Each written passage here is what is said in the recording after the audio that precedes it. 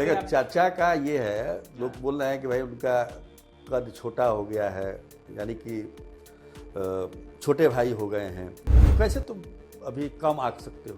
Tiger अभी जिंदा है, टाइगर भी तो बूढ़ा होता है। टाइगर हमेशा जवान तो रहेगा नहीं। 2025 फिर से नीतीश, इसका क्या मतलब हुआ? इसका मतलब यही ना हो कि 25 में नीतीश कुमार बनेगा। चाचा प्रणाम। खुश रहो खुश रहो। क्या हाल चाल है? हाल चाल तो ठीक है मेरा, लेकिन चाचा का हाल जो है वो गड़बड़ाया हुआ लग रहा है। जानते थे कि फिर तुम चाचा पर निशाना साधोगे, तुम्हारा काम ही यही है, खाली चाचा चाचा करते रहते हो। छोटा भाई हो गए तो क्या करें, आप ही बताइए। छोटा भाई हो गए अरे कितना भी छोटा हो, लेकिन टाइगर अभी जिंदा है। लेकिन टाइगर का चल नहीं रहा है। टाइगर अब लग रहा है कि अब बूढ़े हो गए हैं। टाइगर कई बार अब शिकार करके खैरात में दे देता है कि दूसरे जानवरों को खाने के लिए। तो चाचा का क्या हाल है अभी? आप तो चाचा से देखो चाचा का ये है, लोग बोल रहे हैं कि भाई उनका कद छोटा हो गया है, यानी कि छोटे भाई हो गए हैं, जबकि जेडीयू का हमेशा से बड़ा भाई का रोल रहा है यहाँ पर। ज़्यादा बिहार में ज़्यादा सीटों पर लड़ती रही है। 2005 से अगर हम देखें तो कभी 141 सीटों पर लड़ती थी जेडीयू और 102 पर बीजेपी।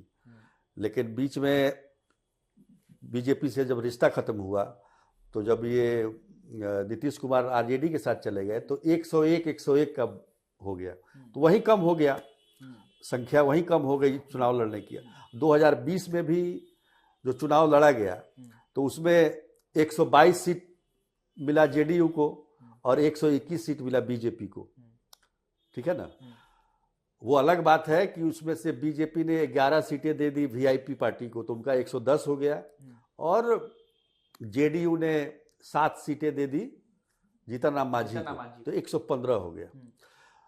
तो कहने का मतलब ये है कि सीट तो ज्यादा लड़ी थी जेडीयू, हाँ, लेकिन जीत पाई कम। अब 43 सीटों पर सिमट गई। उसके बहुत सारे कारण है जिसका आप जिक्र करना ठीक नहीं है, क्योंकि सब जानते हैं इसके बारे में।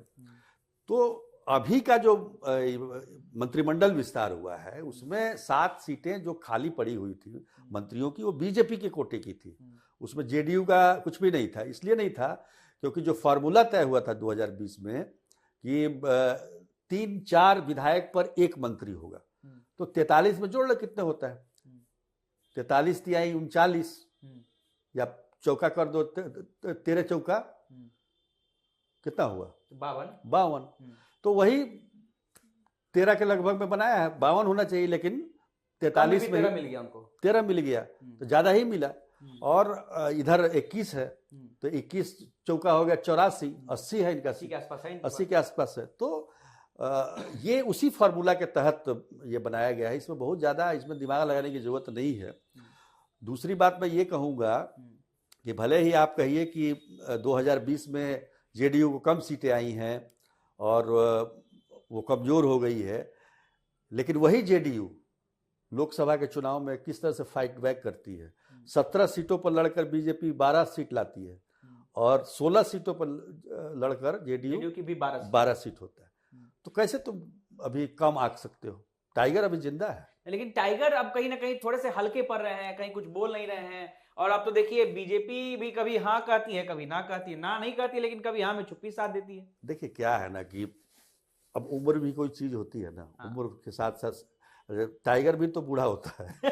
टाइगर हमेशा जवान तो रहेगा नहीं। हम सब लोग को बुढ़ापे की तरफ बढ़ ही रहे हैं। हमारे चाचा जवान है अभी भी। समझ, तो एक ना एक दिन सबको बूढ़ा होना है।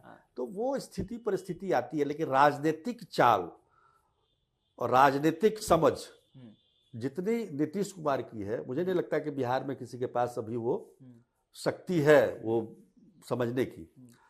अब क्या उनके दिमाग में चल रहा है वो समझना बड़ा ही मुश्किल काम है। लेकिन लोगों हम लोग के बीच में जाते हैं तो लोग में बहुत चर्चा है कि अब नीतीश कुमार रहेंगे कि नहीं रहेंगे, रहेंगे कि नहीं रहेंगे। क्योंकि देखिए बीजेपी कभी कह देती है कि लाडला मुख्यमंत्री है, नीतीश कुमार के नेतृत्व में चुनाव लड़ेंगे, लेकिन कई बार जब एकदम सीधे सीधे उनसे पूछा जाता है कि क्या नीतीश कुमार ही मुख्यमंत्री बनेंगे, तो उसमें बीजेपी के प्रदेश अध्यक्ष दिलीप जायसवाल जो हैं वो भी कई बार चुप्पी साध देते हैं। वो तो कह देते हैं कि हम नेतृत्व में चुनाव लड़ेंगे, बाकी 5 घटक दल बैठ करके उसको तय करेंगे। दिलीप जायसवाल आज क्या बोलते हैं, लेकिन दिलीप जायसवाल अध्यक्ष है, प्रदेश अध्यक्ष है बीजेपी के, और कई जिलों में जो एनडीए का जो समागम हुआ है उसमें ये लोग एक साथ बैठ के प्रेस कॉन्फ्रेंस करते हैं, उसमें कहते हैं कि 2025 से 30 फिर से नीतीश, 2025 फिर से नीतीश। इसका क्या मतलब हुआ? इसका मतलब ये ना कि 25 में नीतीश कुमार बनेंगे। देखिए लेकिन आरजेडी, देखिए लेकिन इसमें एक बात ये भी ना कि आरजेडी भी तो संशय पैदा कर देती है। वो तो आरजेडी करेगी कहती है कि वो तो करेगी। अच्छा, विपक्ष का काम क्या है? सीधे वाला काम कहीं बिहार में ना हो जाए। वो तो करेगी। देखिए क्या है ना कि अभी आप बीजेपी भी जो जितने सीटों पर लड़ेगी 100 के आसपास सीटों पर लड़ेगी, क्योंकि इस बार जो है 5 पार्टियां हैं एनडीए में। पिछली बार कितनी 4 पार्टियां थी, उसमें एलजेपी नहीं थी पिछली बार। एलजेपी बाहर से चुनाव लड़ा। हाँ, तो इस बार एलजेपी की वजह से तो ये टाइगर जो है थोड़ा बुरा हो गया। वहां भी भतीजा जो है भतीजा की वजह से चाचा को नुकसान हो। ये देखिए भतीजा तो हमेशा लंगी मारता रहा है भाई, हर जगह का आप देखिए वही हालत है। क्या यूपी, क्या बिहार, सब जगह की हालत वही है। खैर, तो चाचा भतीजा की लड़ाई तो ये चलती रहेगी। लेकिन क्या है कि जो अभी हम कह रहे थे, किस विषय पे बोल रहे थे अभी आप कह रहे थे कि 2025 में हाँ, वही 2025 मतलब ये नारा दिया गया है फिर से नीतीश, और जिसके नेतृत्व में चुनाव लड़ा जाता है वही चेहरा होता है। चेहरा अब तक तो यही होता है, जैसे नरेंद्र मोदी के नेतृत्व में लोकसभा का चुनाव लड़ा जाता है तो चेहरा वही होते हैं, प्रधानमंत्री वही होते हैं। लेकिन एक संशय थोड़ा सा इस बात को लेकर जरूर, जो नीतीश कुमार के समर्थक हैं वो भी इस बात को सोचते हैं कि उम्र ज्यादा हो जाने की वजह से, स्वास्थ्य कारणों से ये हो सकता है कि उसमें कुछ बदलाव हो। अगर मान लीजिए स्वास्थ्य आपका खराब हो जाए, आप उस स्थिति में नहीं हो, उस परिस्थिति में नहीं हो काम करने के, तो फिर आप कैसे कर सकते हैं? तो ये अभी से कहना ठीक नहीं है। लेकिन नेतृत्व तो सब कह रहे हैं कि उन्हीं के नेतृत्व में चुनाव लड़ा। लेकिन एक चीज और है जो हम आपसे जानना चाहेंगे, निशांत चाचा के बेटे, उनको लेकर के चर्चा हो रही थी कि वो राजनीति में आएंगे, लेकिन हमको ऐसा लगता है कि वो राजनीति में कौन चर्चा कर रहा है? चर्चा तो हर जगह है कि राजनीति में आएंगे। अभी तो पूरे चारों तरफ बिहार में निशांत की चर्चा है। ठीक है, वो आज से नहीं है, बहुत पहले से चर्चा चल रही है कई बार। लेकिन हमको लगता है कि निशांत राजनीति में आ चुके हैं। आपका क्या मानना है इसमें?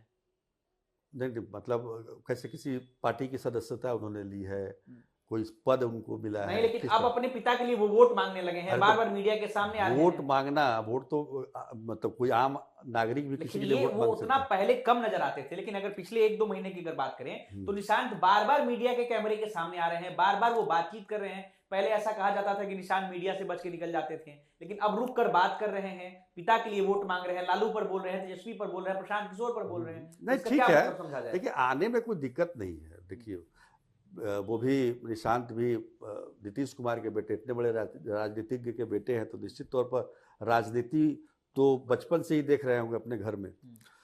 उनको तो बहुत पहले इसमें रुचि लेनी चाहिए थी। हमने कई लोगों से बातचीत की थी, उनकी रुचि कभी रही नहीं है राजनीति को लेकर। अभी हाल में ये देखा जा रहा है कि वो ज़्यादा राजनीति पर बोल रहे हैं, या उनसे बुलवाया जा रहा है, या वो दिख जा रहे हैं तो कोई मीडिया उनसे पूछ देता है तो कुछ बोल देते हैं, वो अलग बात है। लेकिन जहाँ तक मतलब उनको लॉन्च करने के, बहुत सारे नेता हैं ना अपने बेटे को लॉन्च करते हैं, वो एक बड़ा प्लेटफॉर्म और इस तरह से, मतलब लगता है कि मतलब एक लॉन्चिंग, मतलब जैसे फिल्म स्टार अपने बच्चों को करते हैं लॉन्च, तो उस तरीके का नहीं है। लेकिन चूंकि यहाँ पर नीतीश कुमार को, जैसा कि मैंने कहा कि बढ़ती उम्र और स्वास्थ्य कारण, तो उनके आसपास के लोगों को और उनके समर्थकों को लगता है कि नीतीश कुमार की जगह कौन लेगा। वैसे नीतीश कुमार परिवारवाद के हमेशा खिलाफ रहे हैं, और वो अपने मतलब उसमें नहीं चाहते हैं कि उनका परिवार का कोई व्यक्ति राजनीति में शामिल हो। लेकिन क्या स्थिति परिस्थिति रहती है, वो भी मतलब एक उसमें एक बहुत बड़ा कारण स्वास्थ्य का भी हो सकता है, तो उसको भी देखना पड़ेगा। अब आजकल देखते नहीं है, हर एक जितने भी विपक्ष में हैं सब उनके स्वास्थ्य को लेकर सवाल उठाते रहते हैं, सब कोई लोग सवाल करते हैं। हाँ, लेकिन निशांत ने अपने पिता के स्वास्थ्य को लेकर के कई बार बातें कही, एकदम स्वस्थ है, काम कर रहे हैं। हम लोगों ने भी कई लोगों से बातचीत की जो उनके लोग हैं, तो बिल्कुल स्वस्थ बताते हैं। लेकिन ये नहीं समझ में आता कि पहले वाला जो नीतीश कुमार थे, हालांकि पहले वाला कोई नहीं रहता, हम भी नहीं है पहले वाले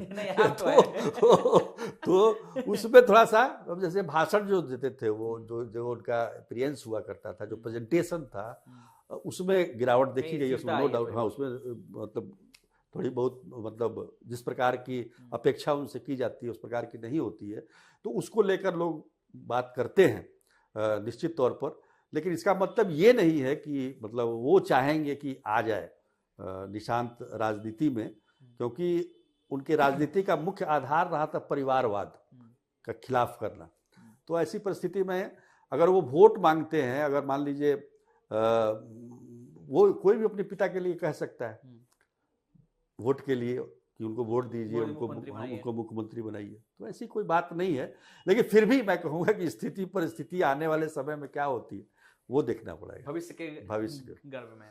चलिए, तो नीतीश कुमार को लेकर हम लोग बातचीत कर रहे थे कि क्या नीतीश कुमार वाकई छोटे भाई हो गए हैं क्या। जैसा कि चाचा बता रहे थे कि नीतीश कुमार टाइगर जो है अभी बूढ़े हुए हैं लेकिन कमजोर नहीं हुए हैं। तो देखना होगा, दिलचस्प होगा। हम लोग भी देखेंगे 2025 के विधानसभा चुनाव में क्या वाकई नीतीश कुमार वापसी करेंगे, क्या वाकई नीतीश कुमार बूढ़े टाइगर में भी जज्बा होता है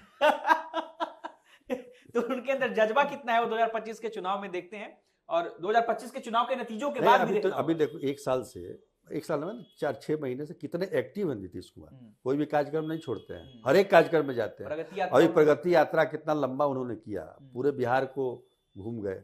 20,000 करोड़ का की योजनाएं विभिन्न जिलों में सरकार ने दी है इस बार। तो क्यों दिया है? चुनाव के लिए ही दिया है ना। इतना मेहनत क्यों कर रहे हैं? तो मेट्रो भी चालू हो रहा है ना, अब तो बिल्कुल में मेट्रो चालू हो जाएगा। चलिए, तो तमाम चीजों पर बात हुई है और देखते हैं कि 2025 के विधानसभा चुनाव में नीतीश कुमार कितने एक्टिव होते हैं, उनका जज्बा कितना दिखता है। चुनाव के नतीजे के बाद क्या वाकई नीतीश कुमार बड़े भाई बने रहेंगे? सब कुछ देखना काफी दिलचस्प होगा। फिलहाल के लिए आप बने रहे हमारे साथ और मिलते हैं चाचा भतीजा के अगले एपिसोड में। नमस्कार।